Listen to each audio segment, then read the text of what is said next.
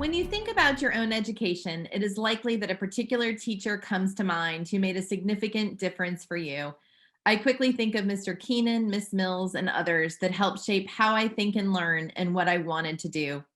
Teachers provide our children with the academic, social, and emotional learning opportunities that they need to become global citizens who have the tools necessary to succeed in college and career. Research confirms that teachers are the number one school related factor in impacting student learning outcomes.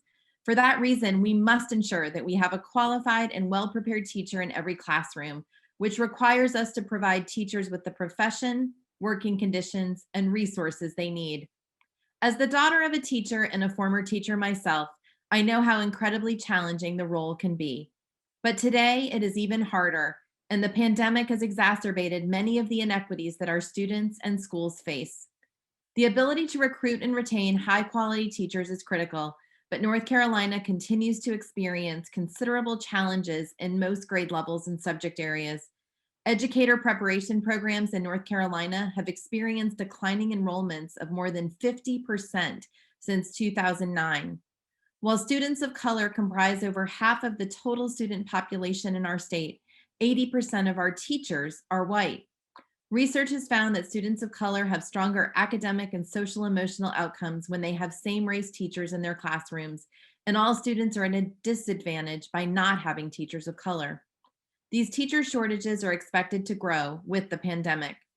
So, how do we ensure that every child has access to a highly qualified and well prepared teacher? Fortunately, there are many policy solutions and actions that we can take to make a positive impact in this area. The Leandro Short Term Action Plan, that addresses how we must invest in our public schools during fiscal year 2021, highlights several of these evidence based approaches. We must increase educator compensation and create incentives to enable low wealth districts to attract and retain qualified and well prepared teachers. As a means towards lifting North Carolina's teachers to a minimum, the national average, let's raise pay for teachers and instructional support staff by at least 5% this year. We must also reinstate retiree health benefits for teachers and all state employees. New employees hired after January 1st, 2021 won't retire with state subsidized health care, and we must work to regain that important benefit. We must also work harder to increase the racial and ethnic diversity of North Carolina's qualified and well prepared teacher workforce. The work resulting from the governor's Drive Task Force has offered a clear roadmap that contains innovative practices to support this effort. We can support district based grow your own recruitment programs like those in Edgecombe County and expand teaching fellows to include historically Black colleges and universities. We must provide high quality mentoring and induction support for beginning teachers for their first 3 years to increase both their effectiveness and their retention. We must implement differentiated staffing models that include hybrid and advanced teaching roles and additional compensation to retain and extend the reach of high performing teachers to help bolster the teaching profession. To do this successfully, we need to be sure that systems have the resources to ensure their success and their sustainability. The teaching profession deserves to be just that, a profession.